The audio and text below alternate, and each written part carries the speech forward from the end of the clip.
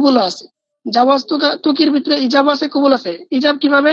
যেহেতু সে তাকে কি করছে, দায়িত্ব দিছে, উকিল বানিয়ে দিছে বিবাহ দেওয়ার, ঠিক আছে? তাহলে কেমন জানো, জাওয়াজের মধ্যে সে নিজেই কি করলো, ওই মেয়েটার পক্ষ থেকে ইজাব করলো, আর আর তার নিজের পক্ষ থেকে কি করলো, কবুল করলো। একটা শব্দ কি, দুইটার কায়ে মকাম। এই জন্য বলা হয়েছে কি যে আহ, নিকার ক্ষেত্রে কি একজন ব্যক্তি কি করতে পারে, ইজাব ও কবুল উভয়টাই করার কি রাখে, সম্ভাবনা রাখে, উভয়টাই করতে পারে। কিন্তু ভাইয়ের ক্ষেত্রে কিন্তু এমন হবে না, বুঝতে পারছেন? ভাইয়ের ক্ষেত্রে কি এরকম সুরত না, কথাটা বুঝছেন? একটা যদি মুজার হয় আর আরেকজনের কথা যদি কি হয়, লফজ মাঝি হয়, তাহলে এটার দ্বারা ইজাব কবুলই হবে না, বুঝতে পারছেন? কারণ কেন, ভাইয়ের ক্ষেত্রে এক ব্যক্তি কি করতে পারে না, ইজাব এবং কবুল উভয়টা করার কি রাখে না, সক্ষমতা রাখে না। যেরকম একজন বললো কি যে বিয়ানি হাজার শাই, বিয়ানি হাজার শাই, তুমি আমার কাছে এই জিনিসটা বিক্রি করো। সে বললো কি, আরেকজন বললো কি বিয়ে তোকা তোমার কাছে বিক্রি করলাম, তাহলে এটা কিন্তু কি হয় নাই, ইজাব কবুল হয় নাই। বিয়ানি এটা হলো কি আপনার লফজে আমর, ঠিক আছে? লফজে আমর এটা কি মুস্তাকবিলের অর্থে, যে তুমি আমার কাছে এটা বিক্রি করো, অর্থাৎ করবে।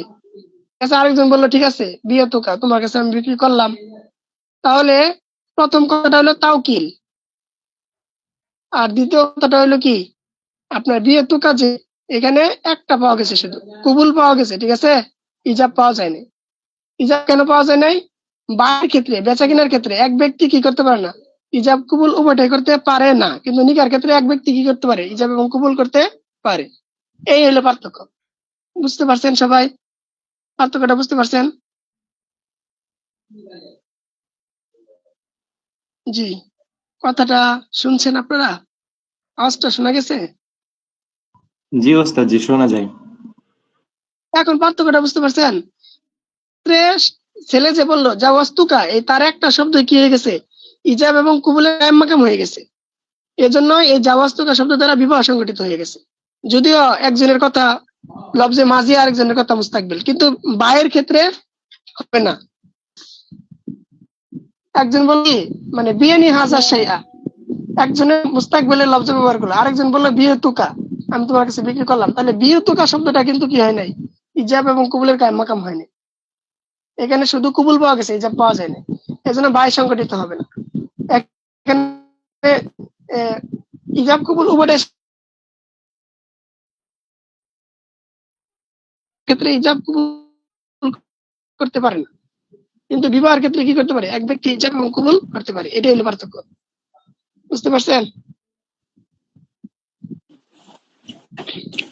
জি, পার্থক্যটা বুঝছেন? আমি তো কাউকে জি জি মানে কোনো একটা বিক্রি করার উকিল বানাই দিই, যেমন আমি বললাম যে ওয়াক্কাল তুকা হাদা শাইয়া আনতা বিয়া হাদা শাই, তোমার উকিল বানাই দিলাম যে হ্যাঁ তুমি এই বিষয়টা এই জিনিসটা বিক্রি করে দিবা। তো এই ক্ষেত্রে তো সে যদি বলে আমি করে ফেললাম, তখন সে তো এনে মানে ইয়া হইলো ওয়াকিল হ্যাঁ, উকিল বানাইলেন না?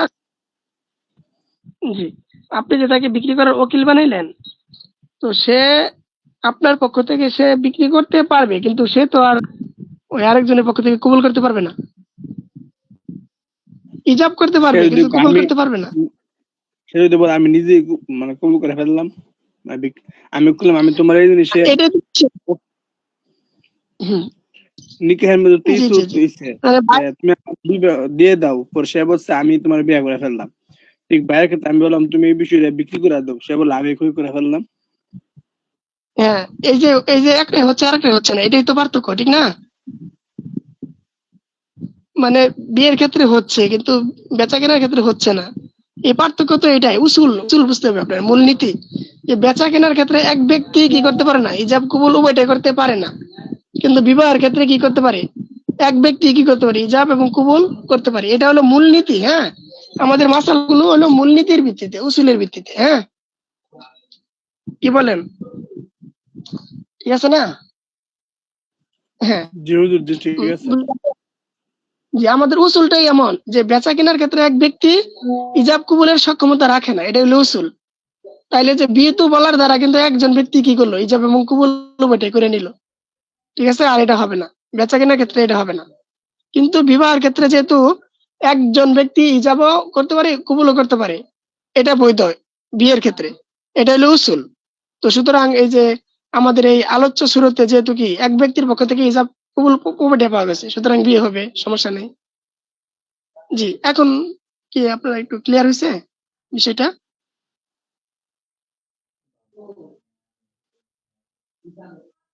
যে এটা হলো উসের কারণে, বুঝতে পারছেন? মূলনীতি এমন যে বেচা কেনার ক্ষেত্রে একজনে পারবে না, কিন্তু বিয়ের ক্ষেত্রে একজনই ইজাব কবুল উভয়টাই করতে পারে। জি, এখন তো মনে হয় ক্লিয়ার না, বুঝছেন না সেটা? জি ভাইরা, বুঝছি। জি জি, তারপরে আমাদের আজকে কোন জায়গা থেকে হবে?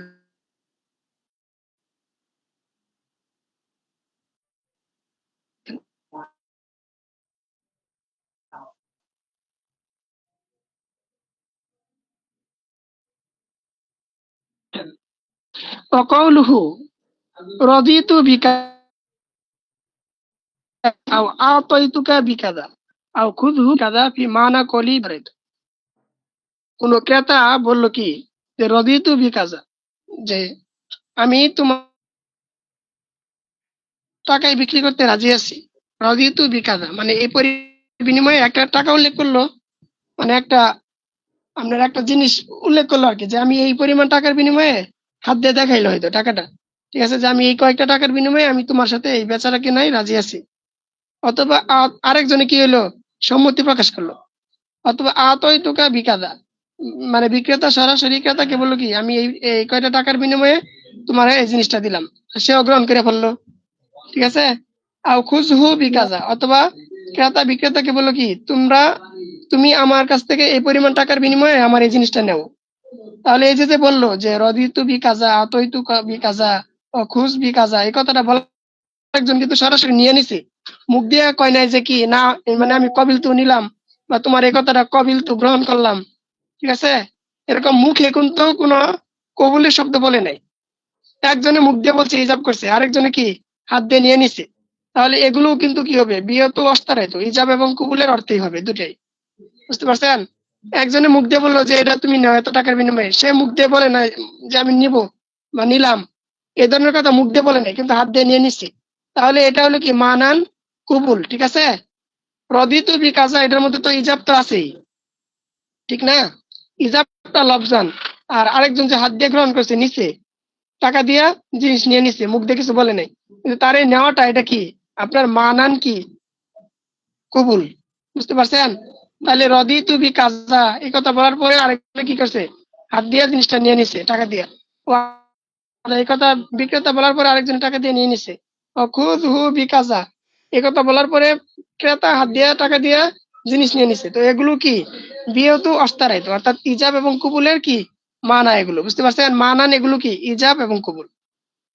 তাহলে ইজাব এবং কবুল শুধু লফজান হওয়াই জরুরি না, মানানো যদি হয় তাহলেও এটাও কি হবে, বেচা কেনার ক্ষেত্রে গ্রহণযোগ্য হবে, ধর্তব্য হবে, বুঝতে পারছেন? ইজাব এবং কবুল শুধুমাত্র কি লফজান মুখ দিয়ে বলতে হবে এটা জরুরি না, বরং মানান হইলেও হবে, বুঝতে পারছেন? তো এই যে রদিতু বি কাজা ও আতইতুকা বি কাজা ও খুযহু বি কাজা, এগুলো কি মানান ইজাব এবং কবুল, বুঝতে পারছেন? লিয়ান্নাহু ইউআদ্দি মানাহু, কেননা এই শব্দগুলো কি করে, যে মানা মানে কি ইজাব এবং কবুলের মানাকে কি করে সাব্যস্ত করে। অল মানা ওয়াল মুতাবারু ফি হাযিল উকুদ, আর বেচা কেনার ক্ষেত্রে মানাটাই, ঠিক আছে, এটা হলো কি ধর্তব্য, বুঝতে পারছেন? লফজের তুলনায় মানাটা কি বেশি ধর্তব্য। এই আবার টুকু সবাই বুঝছেন? এতটুক বুঝতে পারছেন? বেচা কেনার ক্ষেত্রে মানা মফহুমটাই কি আপনার ধর্তব্য। তাহলে রদিতু বি কাজা খুযহু বি কাজা, এগুলো কি করে ইজাব এবং কবুলের অর্থকে কি করে বহন করে, ঠিক আছে। ইজাব এবং কবুলের যে মূল মজমুন বিষয়বস্তুটা এটাকেই বোঝায়, যদিও এটা লফজান ইজাব কবুল হইতেছে না, কিন্তু এটা ইজাব কবুলের মফহুমকে কি করে সাব্যস্ত করে। আর বেচা কেনার ক্ষেত্রে মূল মজমুন যেটা মফহুম, এটাই কি মুখ্য উদ্দেশ্য, লফজান বলা এটা কি না জরুরি না, বুঝতে পারছেন? জি, বুঝতে পারছেন? আর বেচা কেনার ক্ষেত্রে যে ইজাব এবং কুবুলের মানাটাই ধর্তব্য, লব্জটা কি হয় না, মানে ধর্তব্য নয়। লব্জ